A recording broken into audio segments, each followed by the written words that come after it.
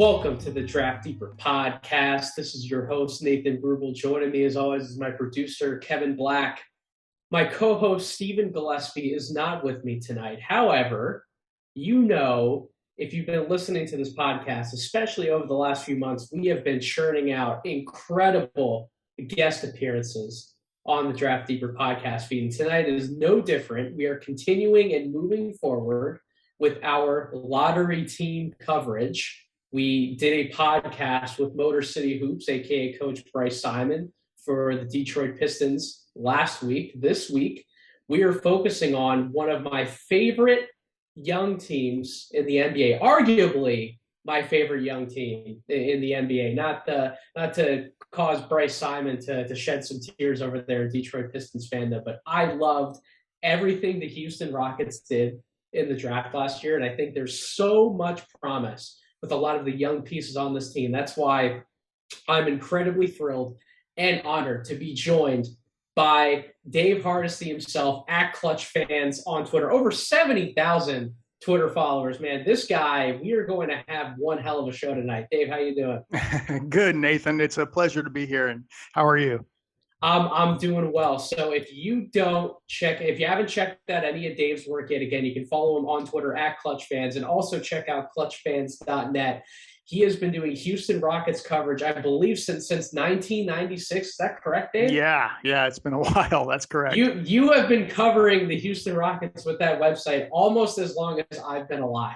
So that should tell the audience something, that you are well deep in the weeds at this point. You've done incredible work for a lot of years, and you have embraced not just myself and Draft Deeper, but Dave, you've also really helped to embrace No Ceilings. And help us keep growing and get the exposure as well. So I need to thank you off the top, first and foremost, for all of that support. You were a great friend having Stephen Gillespie on in a Twitter Spaces, helping you guys do a little mock draft exercise. So seriously, thank you for the love you've shown No Ceilings so far. Oh, of course. I mean, honestly, it's not anything like calculated. It's just easy to do because you guys are doing honestly great work. And Stephen came into that space with us and was just awesome. I mean, he just provided great insight.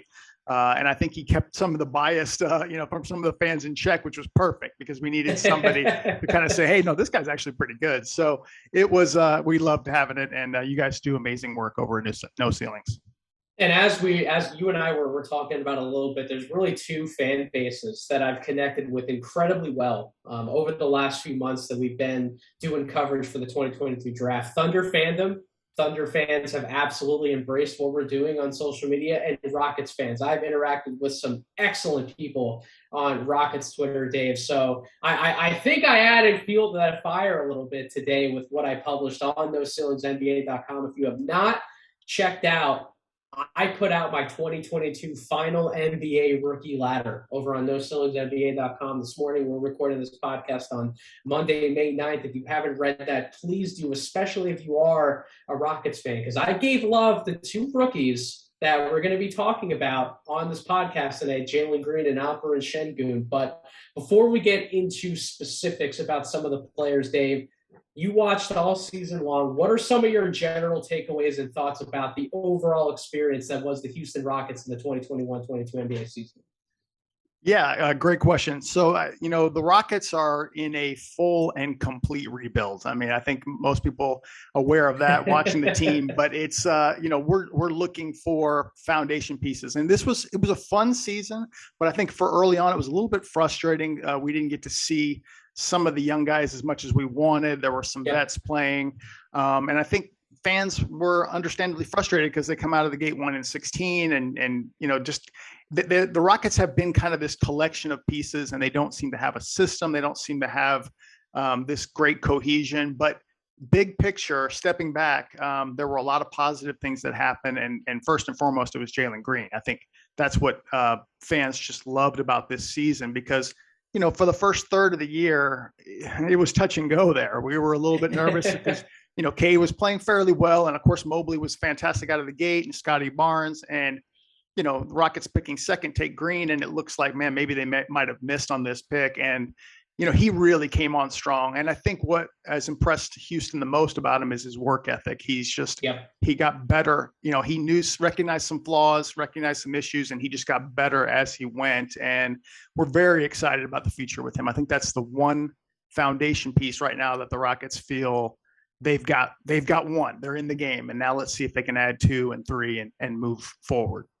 And he is the best place to start when we talk about the Houston Rockets. He was the number 2 overall pick last year. The franchise's quote unquote crown jewel, and for good reason. 6'5", incredibly athletic, bouncy guard who had a very similar season with the G League Ignite. When you talk about, he got off to a rough start with the Ignite program as well, and then eventually by the end, he was putting up scoring performances that you would expect from him on much better percentages from the field, essentially being capped off by, in the one playoff game they got to be a part of in the bubble, a 30-point game, in 30-point performance in that game. And that really set the tone for why haven't we paid more attention to Jalen Green throughout this process. We saw what Cade Cunningham did at Oklahoma State. We knew Evan Mobley was going to be special with how he helped USC go on a little bit of a tournament run.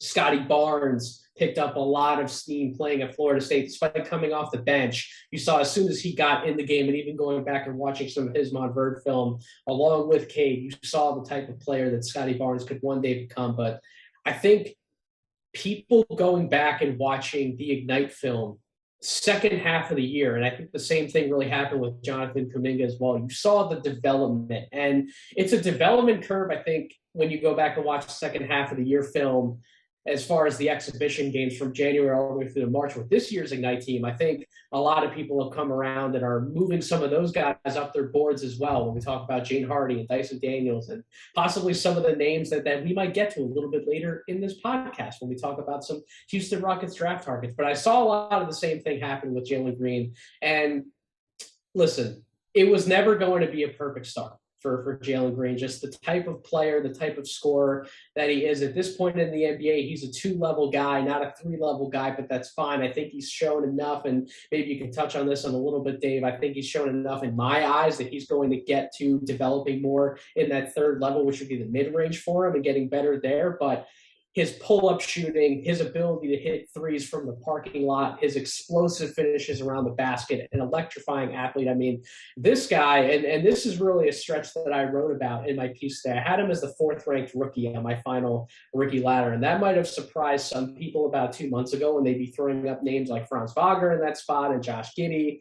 And even Herbert Jones, you can make an argument, should have been ranked a spot ahead of Jalen Green where I have him. But over Jalen Green's last 22 games, he averaged 22.6 points per game, shooting 48% from the field and 34%, so about league average from 3, on nearly 8 attempts per game. Dave, those are wild numbers, and part of what I wanted to write about in that column was that I think if he would have averaged those statistics over the course of a full season, not just in the last third of the year, I think he would have been the rookie of the year in the NBA. Like, I truly, truly believe that. Were you as impressed by that last stretch of games for Green as well? Yeah, I really was. Matter of fact, I even thought the 3-point percentage was higher in those final 20 or so games.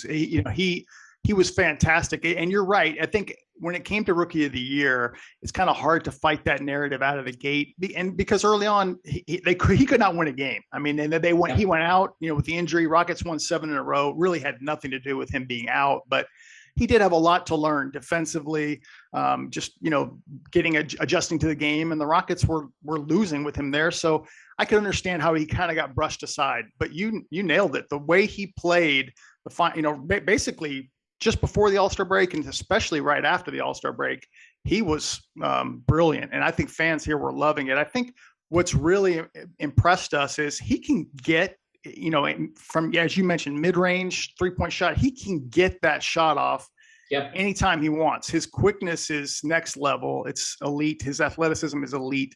If his shot continues to fine-tune and be very efficient, he's going to be one of the better players in the game. He's that good at getting his own shot. I think he needs to improve a little bit of finishing around the rim. He's made some progress defensively. He's got that desire to be a good defensive player. So yeah, we're very excited. And Houstonians, I think, are looking forward to the future. He just turned 20, so I think that they feel, hey, it's not a sure thing, but it looks like they might have a foundational type superstar. Now, can they get a second one? If not in this draft, in the next year or so, and that's the hope moving forward. And just to add a little more fuel to the Jalen Green fire, I don't love looking at synergy percentiles and more advanced statistics with rookies because generally the numbers just aren't very good because they're rookies, and that's kind of to be expected, right? I expect someone to struggle when coming up to this level initially out of the gate, but when a rookie does rate out well in certain categories, essentially in the 65th to 70th percentile or above in certain categories, I want to make sure I call those out and highlight those because that is not easy for a rookie to do in any stretch of the imagination. And when you look at Jalen Green's scoring specifically, he rated out in the 82nd percentile on spot up shots, 80th percentile shooting in isolation, 65th percentile coming off handoffs. And he rated out well on jumpers as well, rating out 64th percentile on all jump shots, 61st on catch and shoot shots. And coming back to your point about his shot creation, Dave, 76th percentile in terms of all jump shots off the dribble in the half court. So that's the kind of blueprint you want for a number one option on an NBA team. We're talking about some of the most important play types that a scorer can be involved in from all three levels. And I think, as you mentioned, once he gets better finishing around the basket, he only rated out in the 28th percentile on those shots. Once that improves and he gets involved more in the mid-range stuff, as well as being a little bit better and more efficient, I should say, out of pick and roll at the top, he's going to be such a dangerous scorer and somebody who's incredibly hard to stop. He really did impress me with his development in multiple areas on the offensive end.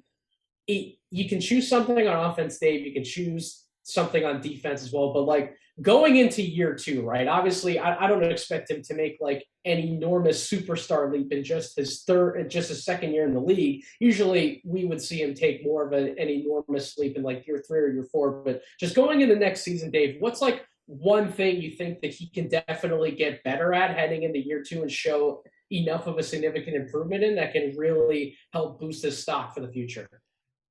Good question as well, because I think one is finishing around the basket. He, especially early on, you could watch him. He could get to the basket, but I think finishing over bigs sometimes was an issue. He kind of lost the ball sometimes on dunks. That's one thing I think he needs to work on. Defensively is another issue to just keep improving, because I think early on it was a disaster, but it got better as it went.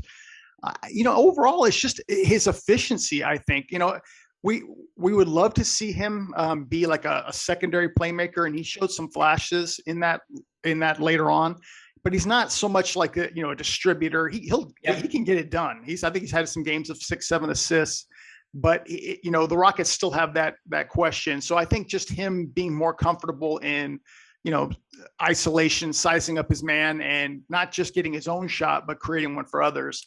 I think I'd just like to see him improve in that a little bit. I'm not expecting him, like I said, to be the primary, but I think those are the things, mainly just his 3-point efficiency. I think if he comes out of the gate shooting 35-40% next year from 3-point range, then, he's going to get a lot of attention as, kind of making that Anthony Edwards type of leap.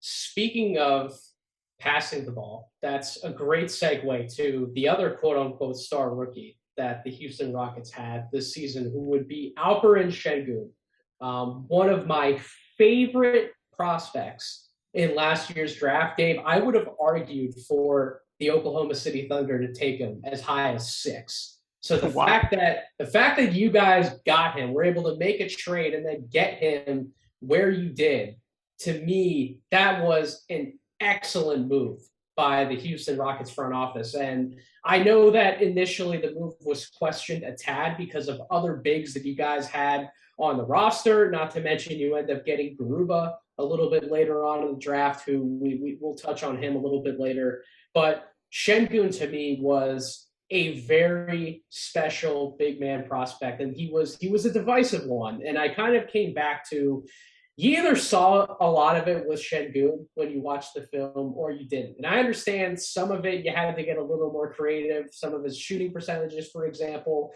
weren't the greatest, particularly from 3-point range. But if you watched clips of him actually working on the shot, some of his pregame routine, I was sold. I thought the mechanics were there, and he was only going to continue to improve on that shot as he got more reps at the next level. And finished the year shooting just under 25%, which in his rookie season, when he does so many more things inside the arc, I think that was a fine percentage for him to be at.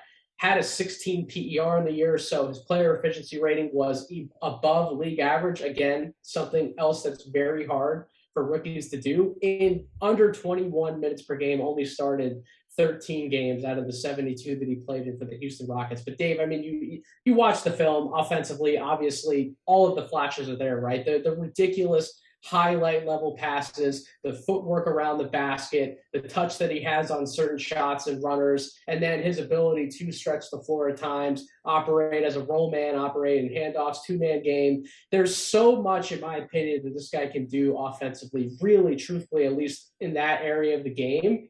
The sky's the limit for him. And it's because of those offensive flashes why I ranked him number 8 on my final rookie ladder. And some people question why did I have him in the top 10 when the defense, and I want your opinion on the defense specifically, when people wanted to point out that it was so bad. And I wrote about the fouls. I wrote about how that, to me, was his biggest problem. But Dave, from someone who watched far more Rockets basketball than I got to this past season, was the defense really that bad, or do you think there are some ways where he's going to be able to make improvements and get to at least like an average level in his NBA career? I think that's the hope, that he can get to an average level. Early on, I know the Rockets were impressed with his defense. They were like, "Wow, this is better than we expected." And he, I mean, there's like a love affair in Houston with Alperen Sengun because his feel for the game, his vision is next level. It's just fantastic. And I hate to invoke Nikola Jokic because he's not Jokic and he's not that big. I use the name in my column though, man. Like it's true. Like there's so many similarities offensively between the two. There really are. I mean, like his passing vision, just the things that he sees, like you're like, man, you wouldn't even think NBA players would try a pass like that, and he consistently does. So he's got that going for him for sure. He's very offensively gifted. Defensively out of the gate, like I said, he was, even protecting the rim at a decent rate, and he was busting it much better than I thought defensively. I think it tailed off. I know it did because the Rockets were like, okay, kind of maybe lost focus, or teams adjusted a little bit. Their hope is that he'll improve defensively. He's a very unique player, a challenging player to build around as a center, because right now, a lot of Rocket fans are wondering if this is going to be the primary facilitator. If you're going to run an offense through Sengun, out of the high post, or just in general. And so, that's a interesting thing you have to build around when you're getting killed in the paint in a lot of other ways. Maybe it's a Chet or something. You're looking for a balance to a guy, a unique center like Sengun. But yes, overall, we were just blown away that he was this good. And I think there's definitely hope for him. We're kind of, as far as I'm concerned, I still have just one cornerstone right now for the Rockets, but there's, as far as Jalen Green, and I think when you say you have two cornerstones, it just becomes a more challenging thing to build around. But he's getting close. I mean, if he makes a leap even next year, I think then you say to yourself, okay, now there's two guys for sure.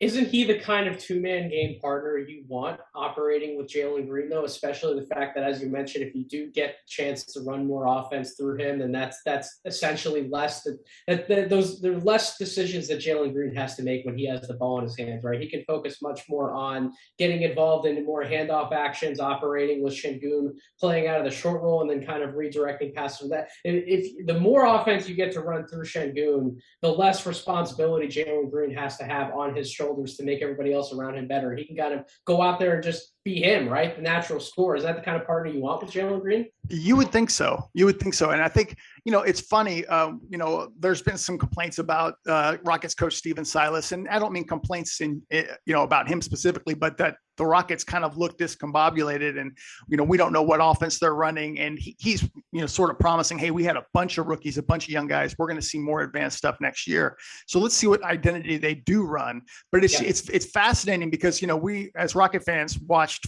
for 8 years plus James Harden and, 3-point shooters, high energy defensive guys, spread the floor. And, now they've got a guy who's very effective around the post, not a rim protector necessarily, and is a great facilitator. It's a completely different way of building a team. So it'll be interesting to see what they come up with. But yes, you're correct. He could work theoretically extremely well with Jalen Green. Not to pull some of the focus away from the young guys in the draft, because I know that's the real reason why we're doing this podcast, Dave. But you did bring up Coach Stephen Silas, and when people talk about him negatively on social media, or when they did, because I know for a fact that they did. I saw some of the tweets that come across my timeline. I thought a lot of the negative criticism was completely unfair regarding Coach Silas. I thought that he actually did a tremendous job with that team. Maybe there are some things that obviously he has to improve on from a head coaching standpoint as far as X's and O's. But in my opinion, just in terms of being a leader and keeping a young locker room together to get to the point where they were able to have some promising success at the end of the year to build off of heading into next year, especially with the kind of young locker room he was working with, he could have lost those guys really quickly to the point where they wouldn't have been able to have those bright spots towards the end of the year, because everybody kind of would have already been out on the season. They wouldn't have wanted to keep working and keep grinding. And maybe some of that does come back to the fact that they have someone like Jalen Green being a young leader in the locker room, as a guy who has such an incredible work ethic as a 19-year-old coming into the NBA. Maybe some of that comes back to that. But I think a lot of it just also comes back to the fact that Stephen Silas seems like he's a very even-keeled, even-tempered guy who has patience to work with a young roster like that. And the fact that he helped everybody just keep their heads on, in my opinion, I think that should be praised more so than anything you could have come at him with as far as the X's and O's that happen on the court. What's kind of your evaluation on the job that Coach Silas did? There's a lot of positives. I mean, he's a guy, he's just an incredible human being, just a really positive, upbeat guy. He treats his players like family. He takes every loss to heart.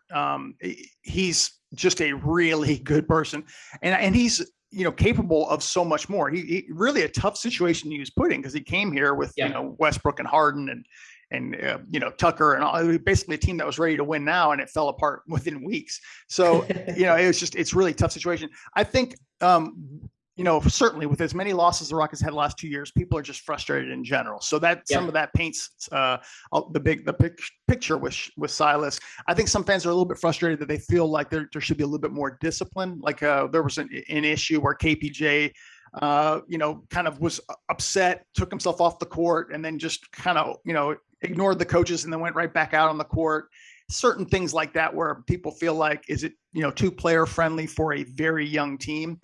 But I don't necessarily think that's a huge issue. The other one was just that early on they were playing a lot of vets and we weren't seeing young players, so there was frustration centered around that. I think he's got another year for sure, and I'm hoping that we'll see more from him, because the Rockets' whole goal is to be good, playoff contending good. Just not necessarily championship contending, but playoff contending good in a year. So they want to reshape their roster in the summer of 23. And I'm hoping that Stephen Silas is still part of that, because it's kind of a raw deal when, you're just here for the years where they're flat out terrible, So but I've been impressed with him. As far as a leader, a locker room guy, the players love him. And so, it's just a matter of philosophy that you like. Do you like more the disciplinarian type or the more, very player friendly type of coach? And I think that's where you see some of the complaints. And in my opinion, I would agree with you, David, in a lot of ways. And in my opinion, I think that's what you need with a young team. You just need to be able to come in and build a culture to where these young guys don't completely stay discouraged about the losing that's going to happen because they're inexperienced, because they haven't been playing together for so long. Like it's easy, and I've talked about this on multiple fronts now with some people from No Ceilings, and by the time this podcast comes out, my listeners would have already heard Steve and I have a little bit of a conversation about NBA defense. But it's true, like when a lot of it's built on chemistry and experience. And when those two things aren't there with a roster like what the Rockets have now, the losses are going to pile up, and it's very easy to get down on yourself. But if you build a culture where, despite all of that happening, these guys still want to come and show up to work and are happy that they're there every single day, I think that speaks volumes. And not every coach who coaches in the NBA could have that level of success from a positivity standpoint in the locker room like Silas has had, in my opinion. Sure. Yeah, no, you're exactly right. That's a lot to deal with, especially a guy who waited years upon years for this opportunity, and any coach is looking for that perfect opportunity, because you can go into a bad opportunity and, your career could be done. You may not get a second chance. And so for it to go from what it did, from what it was, to what it is now, I mean, that was a raw deal for him. So I'm really pulling for Silas. I think he's got potential as a coach. I do think this is the year for him, though. This coming year, I'm not talking about big wins. I think they just need to see a continued player development, and then he can go into 23-24 as still the coach. But I think, a lot of it's just going to depend on how that player development progresses in the next season. So the kind of last question that I have for you, Dave, on the young guys before we transition into some of the draft talk. I mentioned two names before the pod that we might hit on as far as the rookies, Josh Christopher and Usman Garuba. I will give you the floor. Which of the two are you more excited about in terms of long-term success potentially with the Rockets? Who do you think fits that long-term plan better right now, Christopher or Garuba? I like both, but it's Christopher that I would pick between the two. And it's funny. I was in love with the Garuba pick, and when Christopher, they picked him next, I was like, okay, whatever. I thought he was early second round, and I think I was hoping at the time for Jaden Springer. But it's interesting. It's been a really good pick. Now I will say, defensively, Josh Christopher has a lot of potential, and point of attack, one-on-one defense, he's been fine. Defensive schemes, he's lost. He's got a lot to learn, being, rotations, knowing where to be. And they know that's something that, he's struggling with, and he's going to have to get better. But his mentality, the way he plays, he's got a grittiness, a toughness about him. He's kind of NBA body already coming into the league this season. We were all, I think, overall super impressed with him. He didn't get a lot of playing time early on. As a matter of fact, I think he went to the Vipers briefly, the G League, and kind of, I think, an injury gave him an opportunity, and he just seized it, and he never went back down. He stayed, part of the rotation for a good portion of, basically the majority of the rest of the season. Yeah, I think fans are very high on him. Matter of fact, that was part of the frustration, is like, hey, we want to see Christopher. Maybe it's time to move Eric Gordon, that kind of thing. I think we're very excited about him. Overall, Rockets fans feel like Rafael Stone, the GM of the Rockets, did a great job in the draft last year. Garuba has faced a bunch of injuries, and so he hasn't gotten to play very much. I think his defense, that's his whole game, right? His defensive prospects are really high. Yep. I think he's got on the perimeter, he's a little bit late to, a guy who's penetrating to the basket to catch up, but he's got really good catch up speed, good instincts. I'm excited about him, but every time he would come back from injury, something else would happen. COVID, something. He just couldn't get anything consistently going. And so we're just hoping to see more from him. But as far as future piece, I'm more excited about Christopher at the moment. Listen, man, you are preaching to the choir about Josh Christopher, because I had him as a borderline lottery talent. I know for a fact that some people, part of the No Solo Collective, had him as a potential top 10 guy. So there are some big Josh Christopher J Gup fans at the No Sailors Collective. I can promise you that. So I agree with you that's what I mean. That's why I loved what they did in the draft so much. Just the value that they were able to get these guys at, like Sengun at 16, Christopher and Garuba in the late first round, guys who, if you talk to scouts, like not everybody had them as like potentially early second round picks. Like there were a lot of people who valued all three of those guys as top 20 borderline lotto or firmly in the lottery conversation talent. So the fact that that's the haul that you guys got from last year's draft heading into this draft, where you also, again, will have 2 first round picks, there are very few teams in the NBA positioned with the type of future success in terms of young talent, young established talent, not just the number of picks that you guys might have until like Oklahoma City, for example, but the number of guys who you have drafted and you brought in, and you've already started to see the fruits and the rewards behind it. Like the Rockets are just so well positioned, in my opinion, for the future. And like that, Dave, I mean, you could talk about it better than I could. Like I would hope that the fan base is incredibly excited based on what you guys did last year in the draft and then what you could possibly do this year as we move into that conversation. Yeah, I appreciate hearing that, actually, because I think we're very excited. I look at that 2021 draft and I'm like, wow, I can't believe how many hits there have already been in this draft. I mean, even the top 4, nobody's unhappy, in the top 4. They all feel like they got the guy that they want. Do you think that everybody went to the right place in that top 4? Because that was kind of like my feeling. I thought that Cade, Green, Mobley, and Scotty Barnes ultimately went to the right places that fit them the best. It feels like it. It really does. And I mean, I'm even high on Suggs, even though he didn't have an amazing rookie season. But yeah. And it's just like, and then you go on down the list, and it's just like, it seems like a uniquely high amount of hits in the first round last year. So I think we've been spoiled that, in Houston, like thinking every first round pick's gonna nail it, because really the Rockets had like 2 first round picks for like 8 or 9 years. I mean, they were just trading them away, every time to either move salary or, bolster, get somebody like Lou Williams or something to play alongside James Harden. And so we've been out of the draft game for far too long. And so now to get these young guys, and all of them were 19 at the time, it's exciting to think about what they could become.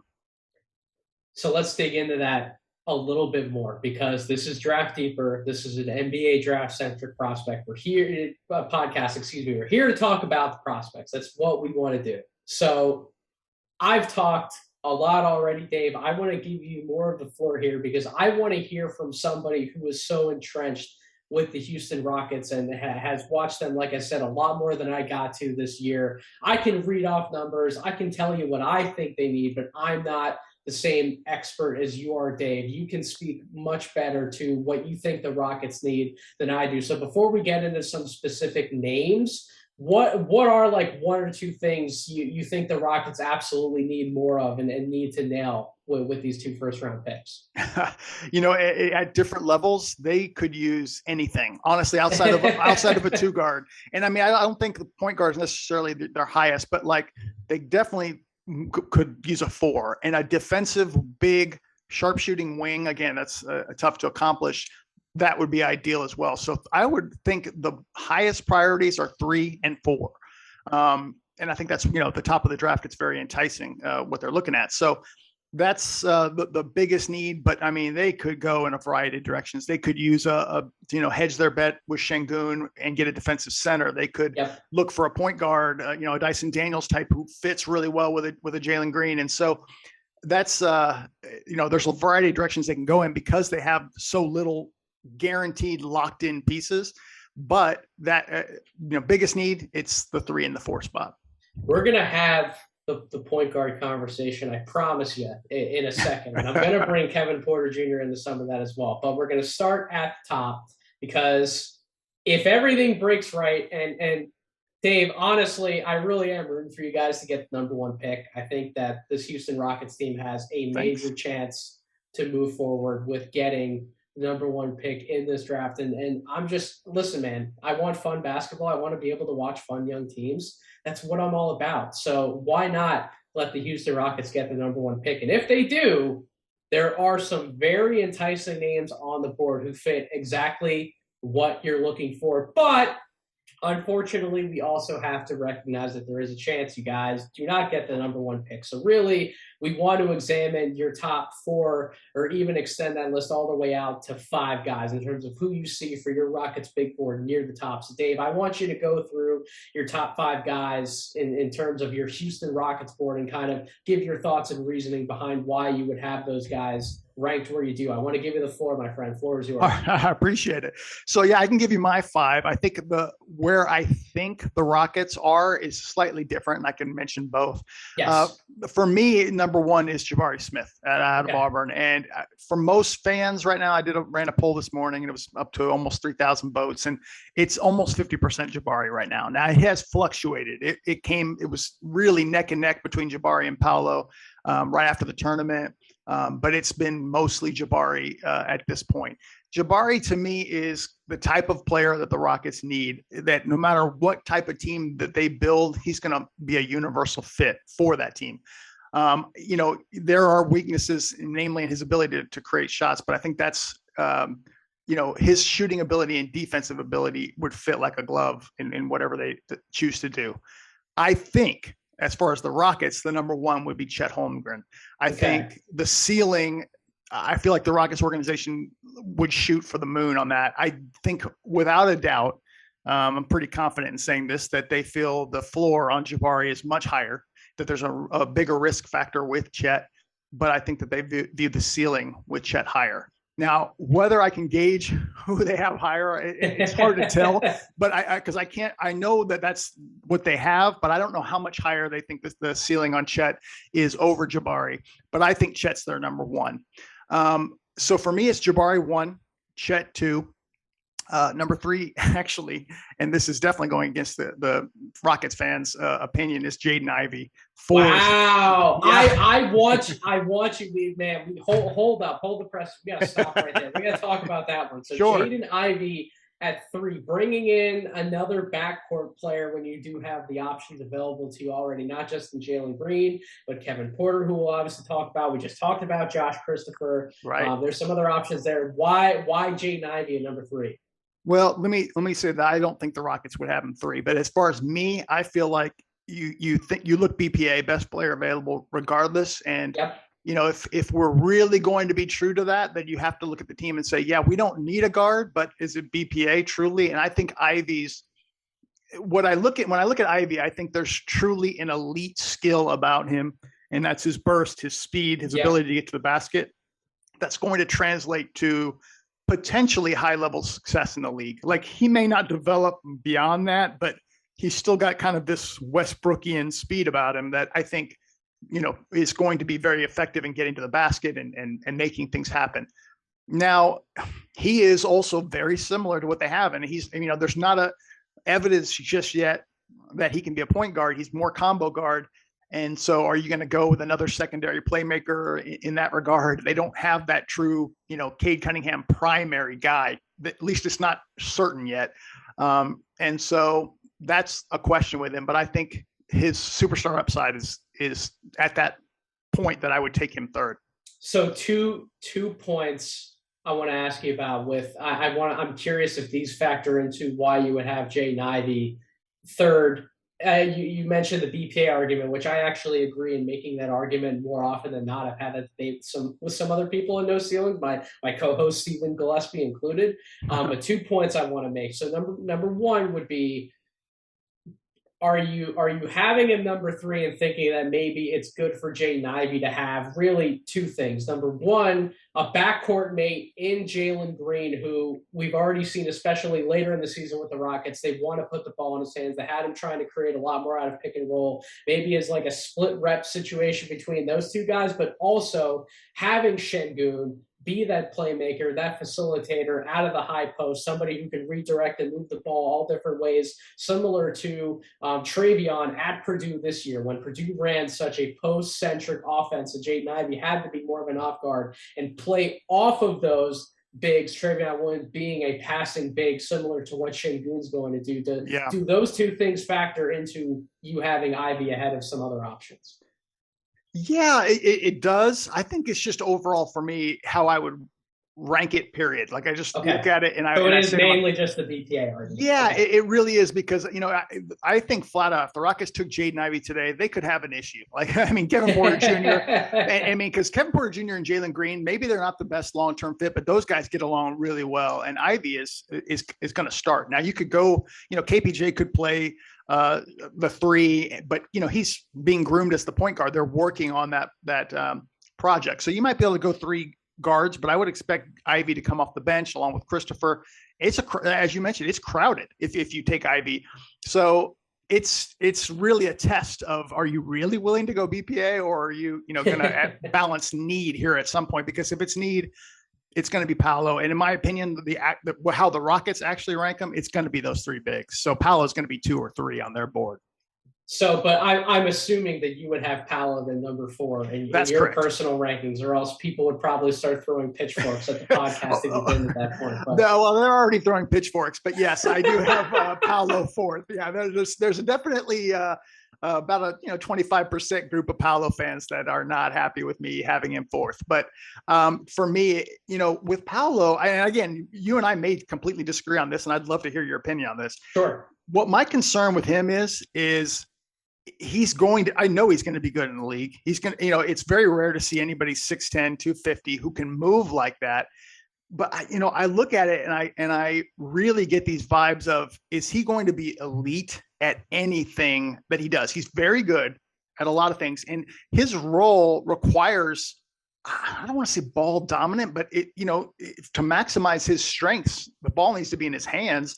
He's got to create for others. He's got to, score. He mainly operates out of the mid-range and post. He's good at 3-pointers. I think he'll get better. But I don't think he's going to be a 40% 3-point shooter in the league. I believe his free throws are 72-ish%. He may, but to me, I think he's going to be a good, maybe very good, star, if you will, but not like a top 20 guy, top 15 guy in the league. And I think you need that out of that type of role. So here's my reservations with Paolo going to Houston. And for all the Houston Rockets fans who end up listening to this podcast because you don't want to hear me, you just want to hear about your Houston Rockets, that's fine. I'm glad you're here. Especially the people who want Paolo. I'm not trying to come down too hard on Paolo, because I've actually I would have him number 2 on my personal board right now, ahead of Jabari Smith and just behind Chet Holmgren.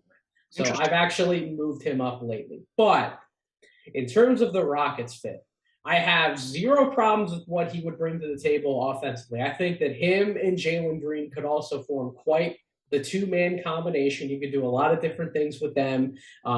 Even Paolo Banchero running some quote-unquote inverted pick and roll between him and Sengun or him and Garuba could also yield some very interesting results offensively. But as you know, Houston Rockets, 29th out of 30 on defense. And the defensive concerns were very real with Paolo at Duke. And it's not because of physical ability, in my opinion. I don't think he's too slow. I think he moves his feet fine. I think he can contest shots, get his mitts on the ball. I don't think there's anything physically that's stopping him from being a good defender. But he gambles a lot.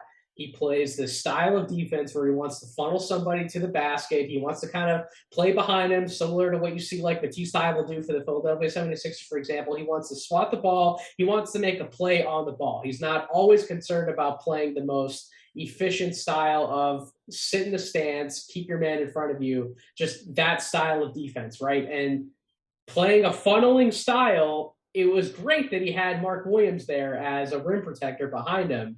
But there were times where he wouldn't even be aware of what's going on behind him. He'd have the blinders on, and he would just assume that somebody would be there to help him challenge a shot at the rim, and the guy would end up walking into a layup. And when you have somebody like Sengun, who I agree, I think he's a better shot blocker than people wanted to give him credit for. I actually love some of the plays he would make on the ball, but like Sengun isn't the type of big man who you want to funnel somebody into. You know what I mean? And putting him into that situation where you have the blinders on defense in general, next to a lot of young guys who, as you kind of talked about, like Josh Christopher, for example, Dave, where a lot of these guys just don't understand rotations and positioning and playing better off the ball defensively quite yet.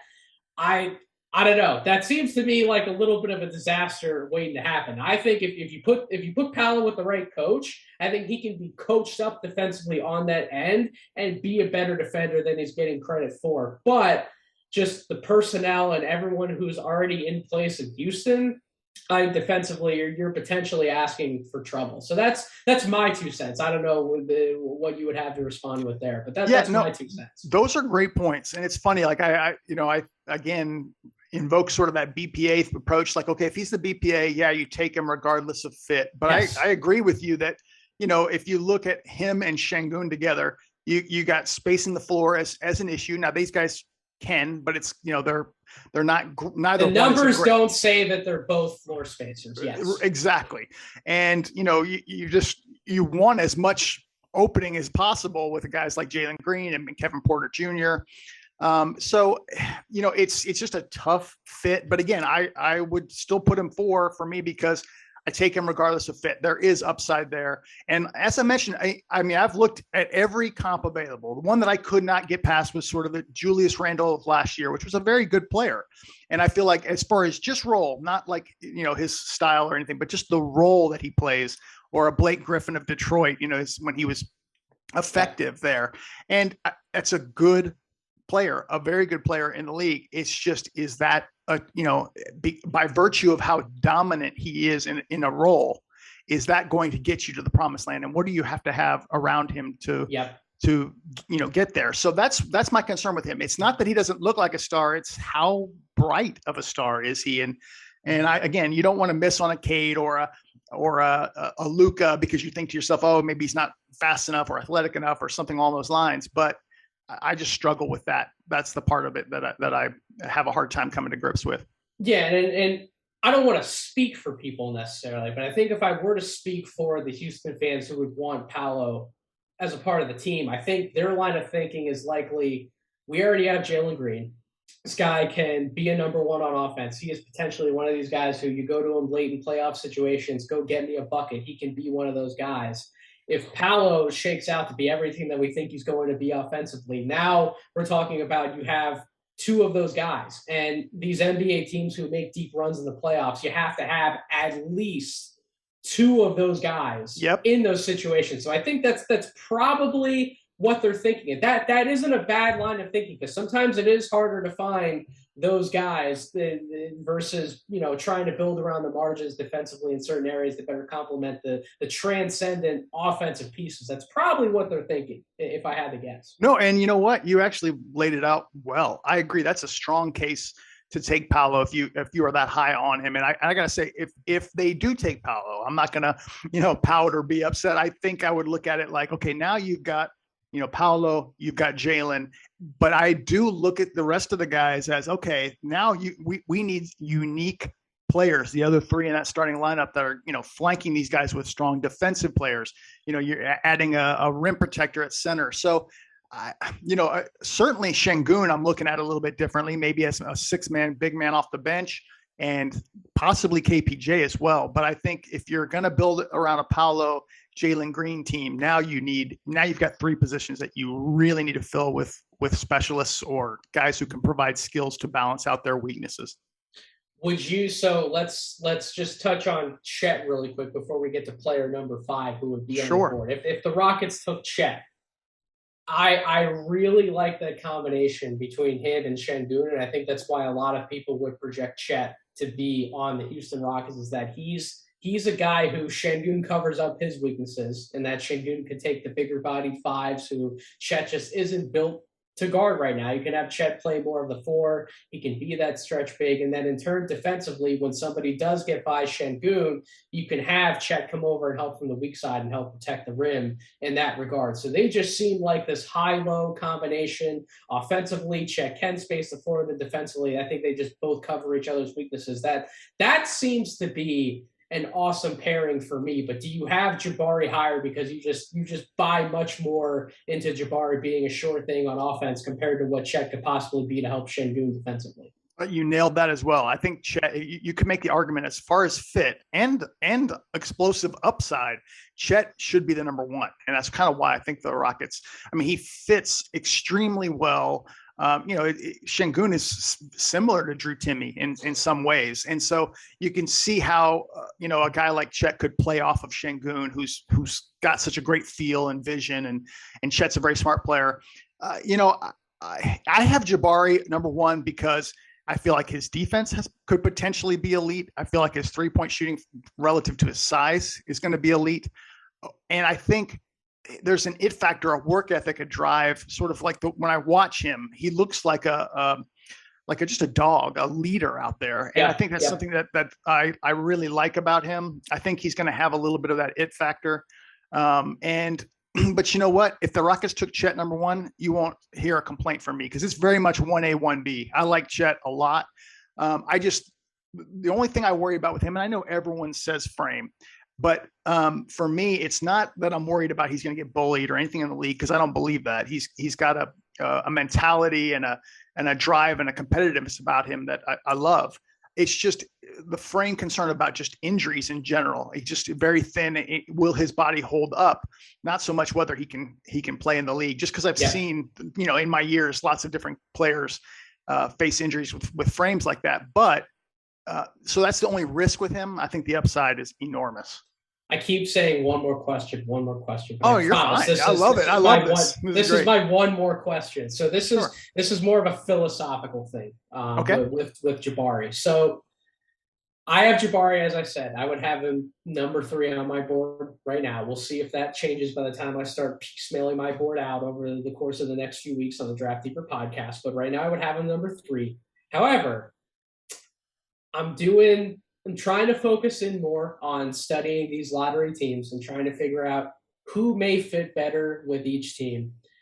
And it brings me back to this point that there really isn't a bad fit for Jabari Smith. Like, he can literally fit anywhere. And maybe he doesn't have the number one offensive upside of a Paolo Banchero. And I think in some ways, I think Chet might even have a higher offensive ceiling than Jabari in terms of if the body improves enough to the point where he isn't pushed off his spots when he drives to the basket in the half court. He can use more of that handle, and he is a more fluid operator with the basketball in his hands. I think there's more upside that you can tap into with Chet, but Jabari is just such a sure thing as a shot maker and as a potential multi-positional defender, help defender, weak side defender. Like, should I have Jabari Smith higher on my board just based on that fact alone, that there probably isn't a team in this draft who would look at Jabari and say, nope, we don't want him, or nope, he can't fit what we're doing here? Should I have him higher just based on that reason? Well, I would love to contribute to bumping him up on your board. I will say I don't want to influence your opinion too much. If you feel like Paolo has superstar upside, then I could see keeping him up there, keeping him above Jabari. If you feel that way. For me, I agree. I think Jabari is going to fit with any team, and no matter what team you build, he's going to fit. And I see some superstar upside in him, but I will say, I mean, it is a huge concern that his handle and his dribbling ability isn't great. It's not something... The man was like hunched over, like halfway, like trying to dribble the ball up the court when he had to bring it up the floor in transition. Right. Like it scares you a little bit. It really does. I mean, you're basically looking for him to develop a handle well enough to execute step backs and two dribble, step up, step to the side, get his shot off in those ways. I'm not expecting him to cross guys up and go to the basket and throw down dunks. I just don't think that's something he's going to develop over time. But I do feel like there is some superstar upside in him, and maybe I'm being just too optimistic, but I feel like this is a guy who could be a very big, tough shot maker. I don't want to basically exaggerate here, but I feel like his defense could get to a level where you just don't want to go up against Jabari Smith if you're a 3 or a 4. So in that sense, some people look at that as a role player, but I look at that as a star, a guy who's elite at both 3 and D, in my opinion, is, you don't have to have necessarily those type of handles to cross over and blow past guys to be a star in the league if you're that good on both sides of the ball. No, I love it, man. And for all the reasons that we've talked about with these three bigs, it's why that some people do have one of the guards making a leap into the conversation with the top three. I do think it's close, but just the NBA always wants players who are sitting firmly at the intersection of size, skill, and IQ. And for those Yeah. reasons that we've laid out, that's why I can't put anybody ahead of those bigs. Like that's why they are firmly at the top of my board. I would say that Jaden Ivey makes the conversation very interesting as a fourth guy to throw in this mix. But I asked you for a top five, Dave. There's got to be a name that kind of makes it a little interesting as well. And you could go, I listen. You could say almost any name that I have inside like my lottery, and it wouldn't shock me as that number five name. But there seems to be one guy who I expect to hear who has just butted his way into the conversation the last few weeks. Who's your number five? And it will be that guy. And it feels like cheating, right? It's Shaedon Sharpe at number five, simply because the Rockets are you mentioned Oklahoma City earlier. I mean, Rockets and OKC are almost, they've been rivals for a couple of years because they're in the exact same situation. I think the Rocket board has to be five biggest upsides. And, even though we don't know him that well, it's just that unknown factor, whether it's the Rockets taking him for themselves or trading down for a Keegan Murray or an AJ Griffin or Benedict Mathurin. But leveraging that fifth pick, because of almost, I think 48%, almost half of the scenarios have the Rockets at five. So you have to prepare for that situation. So if Shaedon Sharpe is the fifth high ceiling guy, and I do know the Rockets view the draft as five higher ceiling guys, if he's number five, then and you don't want him necessarily, then I hope that they're leveraging that position to move to 7 or 8 and get somebody that's good for them and a future asset. I think in that situation, I understand leveraging that situation, trading back a few spots, maybe picking up another pick in the process. But if Shaedon Sharpe is that good, regardless of how he fits with Jalen Green, in my opinion, collecting that asset where you can grab him at number 5, for example, that would be absolutely what I would do, because you're taking the known quantity versus banking on you trading back, hoping that the player you get would be a quote unquote better fit, versus just taking the BPA and then hoping again that other pick that you probably pick up in the process turns out to be a player that ultimately helps your organization in the long term. Like, to me, I see when people talk about those strategies, and they're worthwhile conversations to have. They're conversations that happen every day in front offices, whether you and I like to admit it or not. I understand that philosophy, but in the NBA, it's also about having known quantities. And even if Shaedon Sharpe isn't the best fit with Jalen Green or vice versa, I think just grabbing the best player available and coming back to that BPA strategy at the end of the day is always the best thing to do, because if a deal happens down the line where, maybe Shaedon Sharpe would be involved in a trade for a potential star player down the line, like, you want to be able to have that asset, that crown jewel asset, along with other assets to be able to trade to make a move for somebody who could help you at that star level down the line. So that's why I would say and just take the pick. But yeah, and I actually would agree with you. I mean, the idea of Shaedon Sharpe, if he's actually at the player that we think he could become, it would be great for the Rockets. I mean, it's I would expect him to go to the G League for a while, and for a high pick, that's a little bit rare, but just that he didn't have that development year, I think he would go there for a while. But I think he probably, as far as fit, would fit better in the long term with this team, better than Jaden Ivey, actually. So, I think he could play some 3. I think you could, run him with Jalen Green and have 2, players of that size. Does that make it more important to have Sengun as your 5-man to be that facilitator for the both of them? Since in that scenario, if you're playing both in the backcourt, you wouldn't have a more traditional point guard. Yeah, it does. And it's funny. As you mentioned, point guard, I'm sure will come up, especially when we look at 17. We're gonna hit that right now. We're going 17 too. So for sure. But yeah, you're right. It would. I mean, especially if you've got guys who can catch and shoot, space the floor. A guy like Sengun could really, and cut guy. The more movement with Sengun would be fantastic. So, I'm very intrigued by Shaedon Sharpe. He's 5th. I actually believe that when it comes down to draft time, if his workouts check out, he's going to go top 4. I think he's going to bump somebody down, believe it or not. But I just feel like if he checks out because of his size and skills, that somebody will just, be too drawn by the upside. I was on the Topic Thunder podcast about a week and a half, 2 weeks ago, and the conversation came up where if the Thunder are sitting at 4, I think Shaedon Sharpe would be their guy at number 4. I wholeheartedly agree with that sentiment. I'm kind of along the lines of I think Shaedon Sharpe's going to go top 4, and I think the guy who might fall out of that conversation would be Jaden Ivey. But I also brought up to Steven on the podcast I recorded with him yesterday that if the draft order would fall kind of as it is right now, you'd probably be looking at Indiana sitting around that 5th pick. I think Jaden Ivey would be a great fit with that organization and with that collection of talent, to the point where, like, if the draft kind of falls where it's supposed to, I think we could have a similar situation this year as we did last year, where everybody kind of sort of just falls in place to where they're probably better to be at long term. So I think that's also an interesting thing that we can talk about. That's, in theory, that's another podcast for another day. We want to talk about the Rockets. So before we part our ways, let's have a conversation about 17, Dave. So sure, there would be a lot of fun targets in that mid first round range. I will give you a little bit of a spoiler for you as well as the audience. Okay. I will tell you who's 17th on my board. Interesting. Okay. Tari Eason is 17th. Is he really that far down? I mean, I love hearing that. If the Rockets get Tari Eason at 17, I'm celebrating. I'll tell you that right now.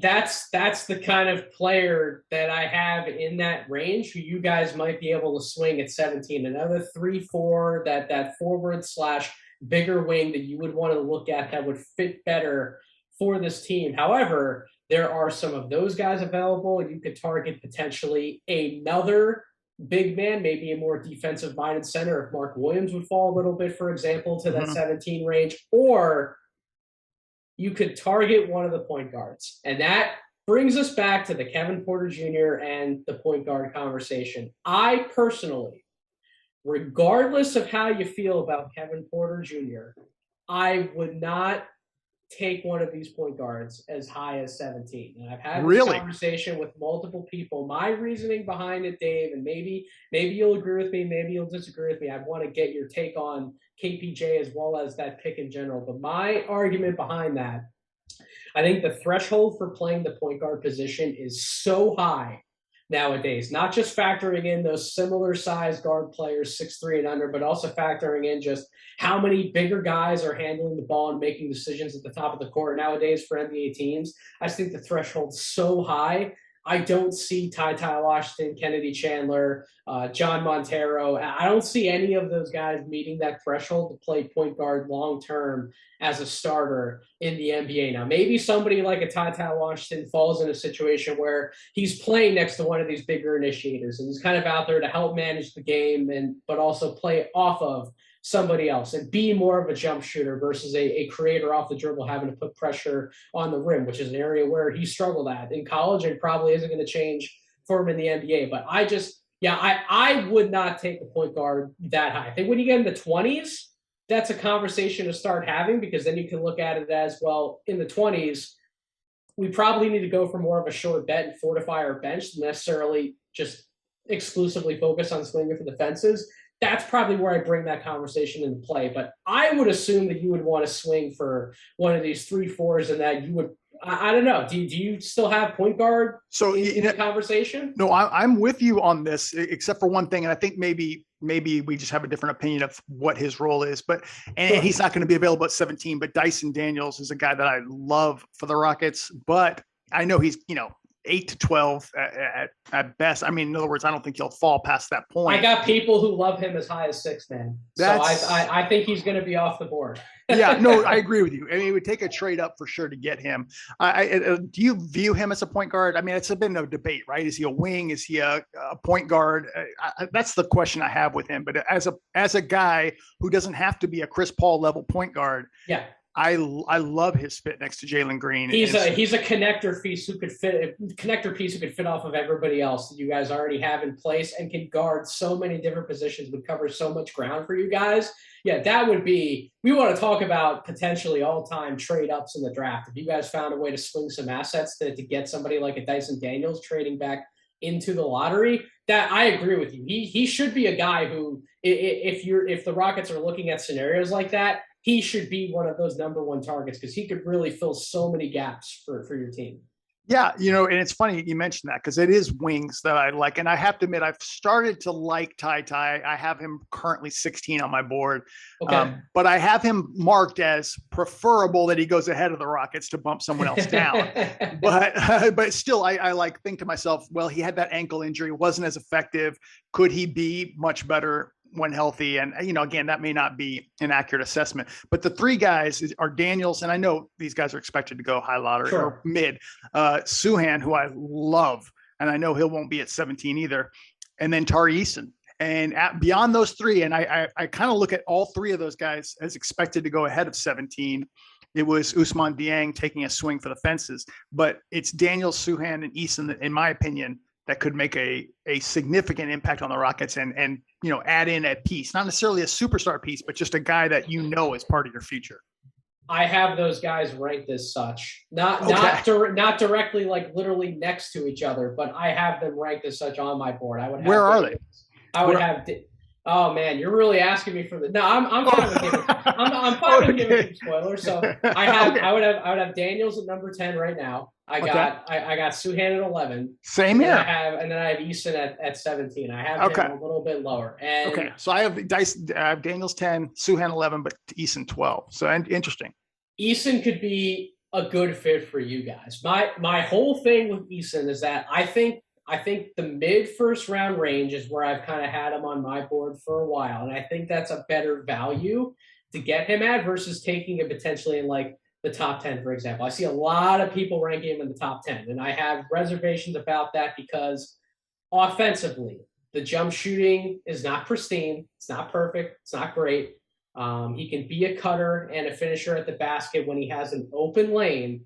He also struggled a lot of times when I've watched the film this year at finishing through contact and finishing oversized. So in half-court situations, if he's not knocking down jump shots and he always has somebody getting into his way, getting at the basket, and he's not able to finish on a consistent basis in those situations, and when the game becomes more of a half-court game, what is he then on offense? And the defense, it can be spectacular. He's a big gambler and a big risk taker. So that can work out great if you are a team that wants to run a lot in transition like the young Rockets are, but that can also come back to bite you in big game situations. So his athleticism, his body, there's a lot of upside there. I personally struggle with giving him like a top 10 grade or like a lottery grade in this class. That's just where I'm at. Yeah, no, that's actually interesting to hear because I've been in a few spaces with some guys and we've been trying to debate how good his defense could be. Everyone's looking at a guy like Herb Jones in the league and like, man, we need something like that, right? But yes, and Tari Eason, he's got the size, he's big, he's got some handles, he can he's not like a brilliant offensive player, but he's aggressive. His free throw rate's through the roof. It's how good, that's the question I have with him. How good can his defense be? Because that's what the Rockets need. A guy with size, a guy you can throw out there against, a top scorer on the other team and, give him problems. And so that's the question I have with Eason. Can I throw two more names at you before we part ways? How do you think these guys would fare? One would be Marjan Beauchamp. Would be an interesting name for you guys. I like him probably, even though I have him at 23, I think I like him a little more than consensus does. And then the other one, very interesting wild card, who would very similar to Dyson Daniels, would plug a lot of holes for you guys, would be Dalen Terry out of Arizona. Interesting. I actually was just kind of looking into him, and I'll be honest, Beauchamp I've looked at quite a bit, but Terry not as much. But I was watching some clips of him recently, and I thought, wow, this guy's pretty good. Maybe I need to look into him a little bit more. Beauchamp, it's like, I feel like when I look at him, I'm thinking, okay, you're getting a defensive wing. The upside for more isn't there. Maybe I'm wrong. I would love to hear your insight on him because you've probably studied him a lot more than I have. But I kind of have I have him 22 on my board, so I kind of pushed him aside, thinking he wouldn't be my top pick at 17. But I may be off on this one. I think the defensive upside is a little higher than people want to give him credit for. Interesting. I think he makes good decisions as far as when to read, hit on double teams, hit on traps, and then he has quick hands when he gets to somebody and can force those turnovers, similar to what a Tari Eason can. I love what Beauchamp does, and I consider Tari Eason more of a forward than a wing. I think Tari Eason's the best transition forward offensively in this class. I think Beauchamp's the best transition wing in this class offensively. I love the work that he's put in as far as hitting corner threes, those 1-2 dribble pull-ups, especially on the break. I like a lot of what Beauchamp brings to the table. I personally see fewer holes in his game than I think a lot of people do. I would just agree in that he's one of these like mid to late first guys because he doesn't have the same upside as some of the names I would go ahead of him. I would look into Terry though, and I would be very curious to see some of your thoughts on social media after you do the Dale and Terry deep dive. Yeah, because I think for a lot of the reasons you would love Dyson Daniels for the Rockets, I think you'd probably find a lot of similarities in Dale and Terry, who is that similar 6'7" size with length, is one of these connector pieces who the jump shot is starting to come around, and he would guard multiple positions essentially everywhere you want to on the perimeter, similar to Daniels. I think that's why Terry, I have him at 26 right now. I think he's going to keep rising in the process. I think somebody's going to take a swing on him in the top 20, and it could be you guys if the Rockets bring him in and they like him. He certainly fits based on your description what could be a great fit for the Rockets. So yeah, I appreciate that tip because like I said, I was familiar with him, but not that familiar, and I couldn't have told you like his real strengths and weaknesses or size. And so I definitely take a closer look at him. And I'll do another dive on Beauchamp as well because I he's a little bit older. So is Easton, of course. But I looked at Beauchamp and I just I didn't see the upside as much, and so I kind of put him a little bit lower on my board. So I might need to revisit that as well. Either way, some very, very interesting targets for the Rockets with that 17th pick. Any final thoughts on Kevin Porter Jr.? Any final thoughts on him? Well, it's funny. The only thing I wanted to say was I know our friend on Twitter, Madison, had wanted us to shout out Jalen Williams of Santa Clara. Oh, the Jalen Williams. Oh man, listen. He's also another guy, Dave. I'll be very honest with you. He has risen up. He's risen up everybody's board. Yeah. On consensus, but us guys at No Ceiling, we were on him early. Tyler Ruffin backcourt violation was on him very early, and great article kind of followed suit. And he's a guy, listen, if you guys wanted to make a trade to get back into the first round, like late first round, he's one of those guys who everybody might look around on draft night and go, why necessarily take him in the back end of the first round? Then you get him in the building, you start to see him play for you guys, and you go, oh shit, this guy should have actually been taken higher than he was. Yeah, exactly. And I you guys have been all over it, and he has been talking about him for a long time as well. And I've always said, well, 17 seems a little high. And so I agree with you. If you can slip into that late first round, maybe he's a guy you take a look at. But his feel for the game seems really unique as far as offensively, and he's got the physical measurements. It's just defensively, can he use that to his advantage?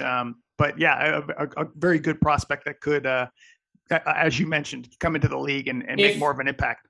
If you want something to do on a down day where you got some time to kill and you want to just watch something fun, Jalen Williams pick and roll defense, in my opinion, best in the class. I have not seen that guy die on a screen once in all the film that I watched. He is superb defending the ball handler in pick and roll situations. So if that's in your opinion a need that you guys need filled, just somebody who can much better guard somebody one-on-one in pick and roll situations and not die on screens, he's a guy, in my opinion, that you would want to look at. He is awesome defensively, very underrated defensively, and passing the ball, making plays for others. Yeah, the passing for sure. And it's interesting you say that because I tell you, I dug all around and could not find a good consensus on where his defense was at. So I appreciate you pointing that out because that was my concern with him.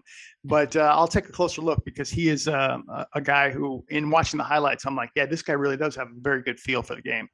He's awesome, man. Very, very few weaknesses in his game, which is probably the biggest reason why he's skyrocketed up so many draft boards. But Dave, this was an excellent podcast, my friend. I loved it, Nathan. Yeah, anytime. I love this. Everything I wanted it to be. Houston Rockets fan deserves a podcast of this quality. So I can't thank you enough, Mr. Clutch, for coming on just one more time for my audience. Plug everything that you do everywhere that they can find you because they need to be including you in their Twitter rotation. Oh, I appreciate it. The Twitter handle is at ClutchFans. The website's ClutchFans.net. We have forums there with just thousands of Rocket fans talking Rockets, even though there's absolutely nothing, going on right now. Rockets games in the playoffs or anything of that nature. It's draft time, man. It's draft time, baby. It is. They're gearing up for the lottery. So I appreciate it, man. It's like I said, you guys do amazing work, and I'm on it. I know a lot of our fans are on it as well, and you guys are rising up quickly. And like I said, it's going to be sort of that household name here soon enough where, if you want NBA draft content, that's where you go. I appreciate all those kind words, Dave. It means a lot that you, as well as your audience and your followers, are checking out our work. It means a lot to me every single day. So thank you for all of those kind words. And most importantly, thank you to everyone out there listening to this episode of the podcast. If you aren't subscribed already to the Draft Deeper podcast, make sure you are. Wherever you get your podcast, Apple Podcasts, Spotify, YouTube, make sure you're following me on Twitter at Draft Deeper, and make sure you're following No Ceilings on Twitter at No Ceilings NBA, and subscribe to the Substack, NoCeilingsNBA.com. It's free 99, baby, as Corey Tulliver likes to say. It's absolutely free. You get all the draft content you could possibly want. We've done over 80 individual draft profiles already. We've done plenty of coverage as far as us coming together and doing groupthink pieces. We have big boards. We're going to be releasing a new big board this week, mock drafts, everything you want. And we will hopefully be doing lottery team specific NBA big board and kind of breaking down some of those as well. So all the Houston Rockets people out there, hopefully you guys will not skewer us to death about who we could possibly make a big board with for your team. But definitely make sure you're locked into all the coverage at NoCeilingsNBA.com. But until I return for another episode of the Draft Deeper podcast, thank you all again for listening, and I hope you all have a wonderful rest of your week.